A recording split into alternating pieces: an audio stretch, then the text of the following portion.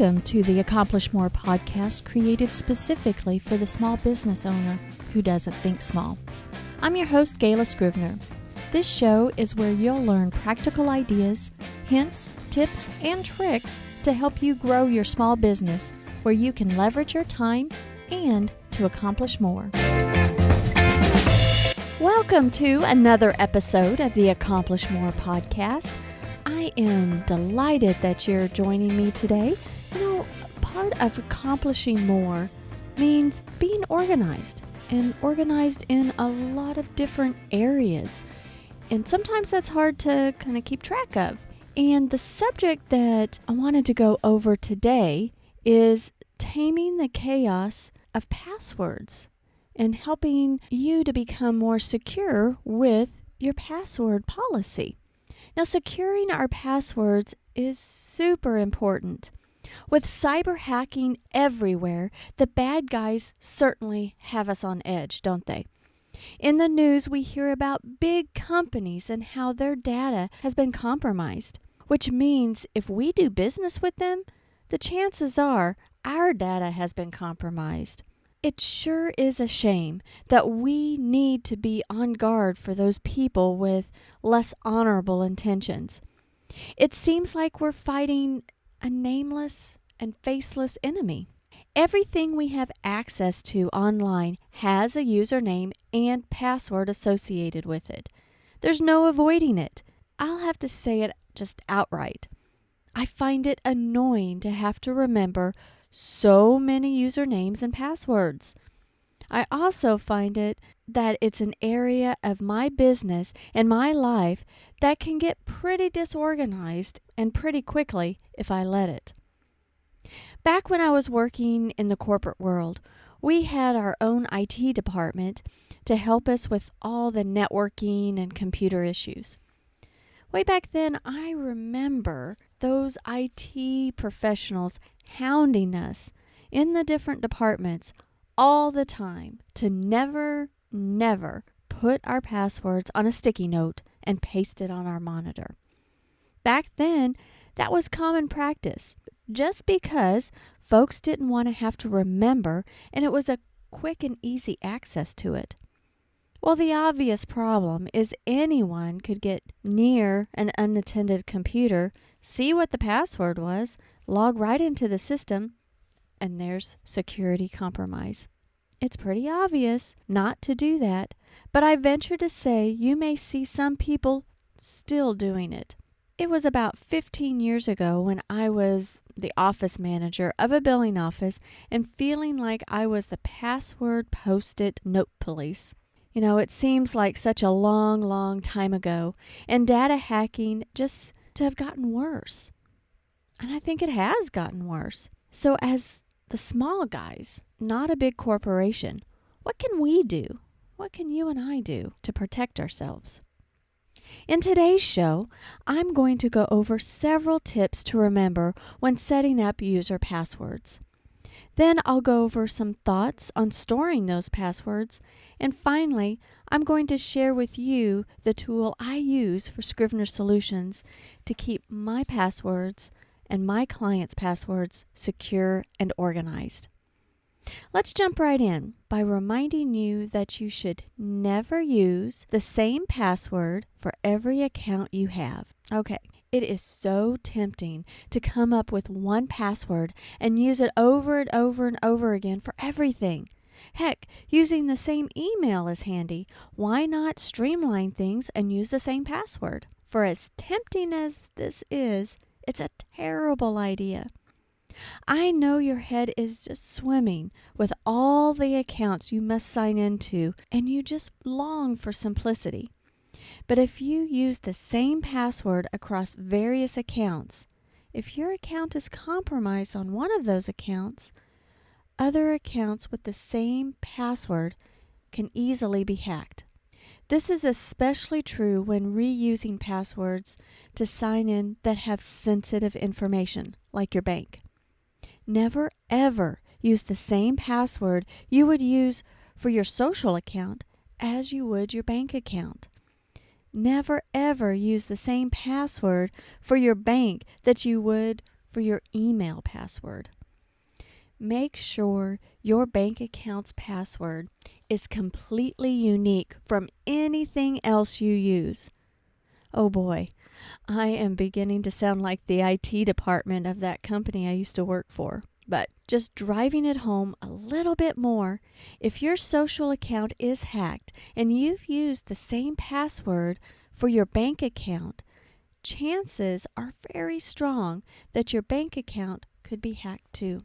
Some tips on what kind of passwords to set up include using words, numbers, symbols, upper and lower cases. Complexity is okay, but the best thing is to have a lengthy password. The longer the password, the harder it is to hack. I know that it's a pain to have to type in a lengthy password, and you may worry that you won't be able to remember it, but it does help with doing your best effort to secure your account. Try using phrases or titles of your favorite songs. A personal affirmation sometimes is good. Heck, every time you have to enter your password, you're typing in a positive phrase. That can't be a bad thing, can it? Remember to throw in some capital letters and a few symbols or numbers into your phrase. It doesn't have to be too complex, but just remember, be long. Never use passwords that are easily guessed, like the word password. Now don't chuckle at me. The word password is probably the most commonly used password out there, even today with all the hacking going on. Other types of passwords to avoid is not to use adjacent keyboard combinations. Examples could be like 12345 or ASDZXC or QWERTY. They're all next to each other. Those are way too easy. Avoid that. Also, don't use things like your social security number or your phone number or even a family member's name. Some facts about yourself you may think are fairly private, but those are the very things that people can obtain just from a little bit of research about you. So you have a ton of passwords. How do you keep them straight? It can get disorganized, and it can get disorganized quick. I don't know about you, but if I have to create a new account for something, sometimes I feel I don't even have time because I'm in such a rush that I don't even have time to note the password. So then I trick myself into thinking, I'll remember it later. But that's usually a big fail. I don't remember it later. So you've got to deal with a cajillion passwords that have to be lengthy. Use a combination of letters, numbers, and symbols and not repeated. How on earth are you supposed to remember them and organize them? The thing not to do is to store the list of your passwords in plain text in like a Word document or an Excel document on your computer. It's tempting and easy to do, but if someone hacks into your computer, there is absolutely no encryption. What about auto-saving in your web browser like Chrome?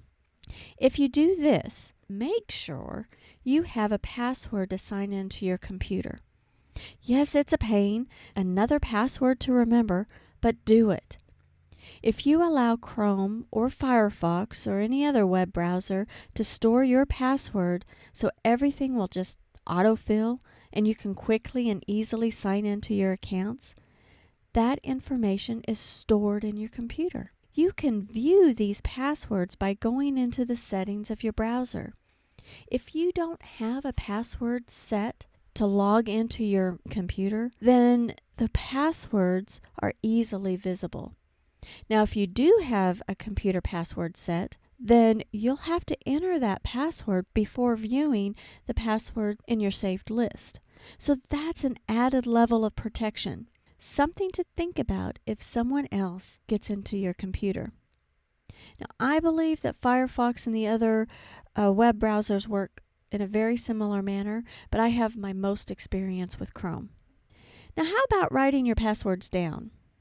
My theory on that is if you're going to physically have a book and write them down, put that little book of passwords somewhere out of sight and not easily accessible for someone to grab. Some folks list the websites with logins and then write a hint or clue about the password. That wouldn't work for me because I'm tempted to simply just not even understand my clue, especially 6 months down the line. Now, most experts say don't even worry about remembering the password because provided you know your username, which chances are you do, then you can simply reset the password.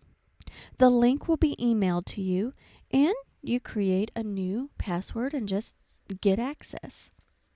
This practice can present some snags when you start delegating.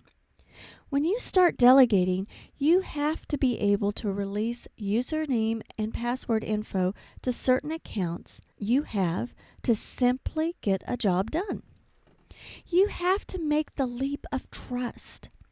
That's why starting good password practices now, before you delegate, is a good thing, especially for the point of not using the same password for your website or your social accounts as you would your bank account. Now, I'm not saying that the person that you hire would do anything malicious, but sometimes bad things happen to good people.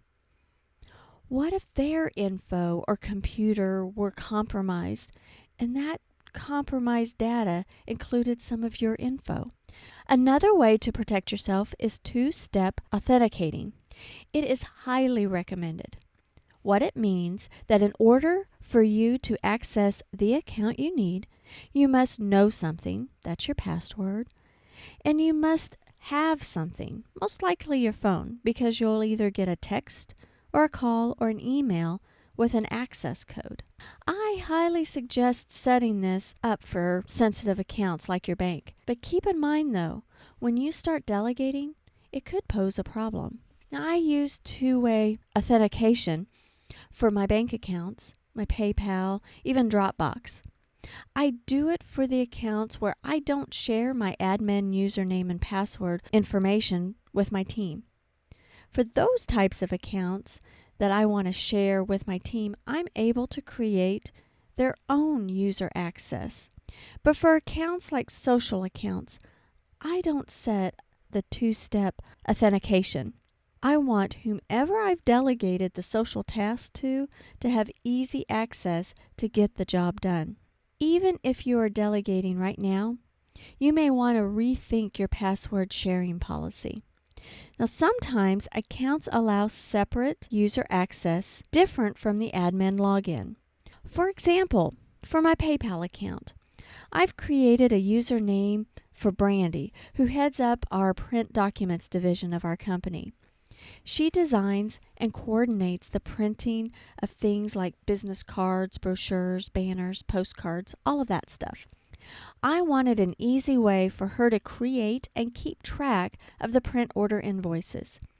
Now, we don't release a print order to the printers until the invoice is paid. So Brandy needs immediate access to the invoices so that she can invoice our clients quickly. And when they make payment, she's able to see that and get notified and not wait for me so that she can release the order. She doesn't need access to everything, so I added Brandy as a separate user and granted her access to only what she needs to get her job done. Now, a little secret here. Most VAs don't like to have access to more than what they need to do their job. It makes us a little squirmish. Most don't want that type of responsibility on their shoulders. So if you worry about giving away passwords to an assistant, keep in mind you may be able to implement a process in an account where you can give them separate username and password information, separate from the admin, and you can be selective of the access you give. It will make both of you feel better. Now, I'm constantly making improvements in our processes at Scrivener Solutions. We deal a lot with usernames and passwords. Our clients need to be their extra set of hands to help them with various accounts. And I'm always concerned about making sure our clients' information remains secure and confidential. There's got to be a good and easy way to manage all of our passwords in our lives. And I've been looking for and tinkering with a few different password security software programs. Honestly, I had been apprehensive, mainly because the very first thing that pops into my mind is, what if they get hacked? I'm sure it's a concern for not just me. Well, when I went to the Less Annoying CRM user conference a while back, one of the LA CRM team members had a presentation all about passwords and how they protect themselves. I was introduced to LastPass. That's LastPass. I had a conversation with the presenter after his talk to discuss more in detail about how it works and had him go over with me some of my objections. He could break it down to where I understood the nature of the security levels of programs like LastPass. I like to think of myself as somewhat techie, but I didn't know exactly what he was talking about all the time. But he explained everything in a manner of how the layers of encryption works that I was satisfied that I overcame my objection of what happens if they get hacked. I implemented LastPass for Scrivener Solutions, and I am loving it. What this does is allows me to store all of my usernames and passwords in a secure manner. I'm able to organize my passwords and my clients' information in folders, nice and neat, and have the information encrypted and secure. The cool thing is, if I need to share a password with a staff member, I can share it through LastPass, and they never even have to see the password. They can simply launch the program that they need right from LastPass. If the staff member isn't working on the project any longer, or they've left the company, the access is easily revoked. Another cool thing is that if we have a client that already uses LastPass, they can simply share access to Scrivener Solutions, and we never ever have to know what the password is. Another thing that I like is that we can add the app to our tablets or our phones, and I am able to access programs on the go and have it secure, and I don't have to remember anything but one password, my LastPass password. Now, if you are curious or interested in LastPass, hop over to the show notes for a link. You'll also find a link under the Resources tab at scrivenersolutions.com. It's an affiliate link, so if you do happen to buy, I do get a little commission. But I have to tell you though, I don't sign up for absolutely any affiliate program unless I use the product and I like the product. Take a look at LastPass. At least give it a try. Check out to see if it's right for you. Like I said, I love how we are using LastPass so far. My team and I are having a bit of a learning curve, but we are not saving our passwords in our web browsers, and we are doing our due diligence in using encrypted methods to help protect ourselves and our clients, and that makes me pretty jazzed. Now, this pretty much concludes today's show. My best advice is to start implementing best practices now for creating and storing your passwords. It will help you feel more organized and secure. Now, being organized in this area helps you to delegate better and confidently, and you'll accomplish more. Now, speaking of accomplish more, the Accomplish More Academy is now open for enrollment. Now, if you're a business owner of yourself, and you, You're a solopreneur or maybe just getting started and you're trying to get a handle on everything you must do to grow your business and you need to use online methods to scale, then please go over to accomplishmoreacademy.com and sign up for membership. Being a new entrepreneur can be lonely. Being a solopreneur can be very lonely. It doesn't have to be, though. You don't have to be an island. You need others to learn from and to talk to about challenges and wins in your business. You need a place to cut to the chase and just get the information you need to set up systems yourself, like Facebook business pages or running through social campaigns, setting up email campaigns, using a CRM, whatever it may be. Getting systems in place where you can do them yourself easily to save time and grow your business so that later down the line you can easily delegate if and when you're ready. If you have more questions about the Academy, simply email support@accomplishmoreacademy.com. Now, if you're ready to get started, then go to accomplishmoreacademy.com and sign up today. I hope to see you there in the community. Now, I'm glad you joined me today, and until next time, have a fantastic week.